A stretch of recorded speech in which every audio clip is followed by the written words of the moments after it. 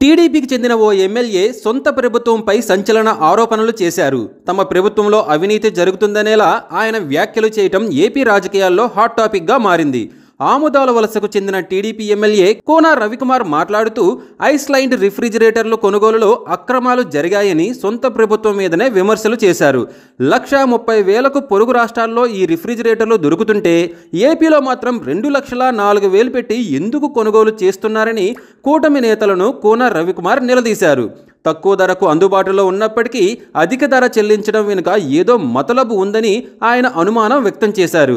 అయితే కోన రవికుమార్ ఇలా బహిరంగంగా మాట్లాడడంపై మంత్రి అచ్చెన్నాయుడు అసహనం వ్యక్తం చేశారు. హారిజాంటల్ రిఫ్రిజిరేటర్, ఐస్లైండ్ రిఫ్రిజిరేటర్లు మాత్రమే కొనుగోలు చేశామని మంత్రి తెలిపారు. వీటి ధర అధికంగానే ఉంటుందని ఆయన నచ్చజెప్పే ప్రయత్నం చేశారు. తక్కువ రేట్లకు రిఫ్రిజిరేటర్లు అందుబాటులో దొరుకుతుండగా ఎందుకు ఎక్కువ ఖర్చు చేస్తున్నారని ఎమ్మెల్యే ప్రశ్నించారు. మొత్తానికి కూటమి ప్రభుత్వం అవినీతిపై సొంత ఎమ్మెల్యేనే మాట్లాడడం ఇప్పుడు ఏపీ రాజకీయాల్లో హాట్ టాపిక్గా మారింది. మరోవైపు కోన రవికుమార్ పార్టీ అధినేత తీరుపై కూడా అసంతృప్తితో ఉన్నారని తెలుస్తోంది.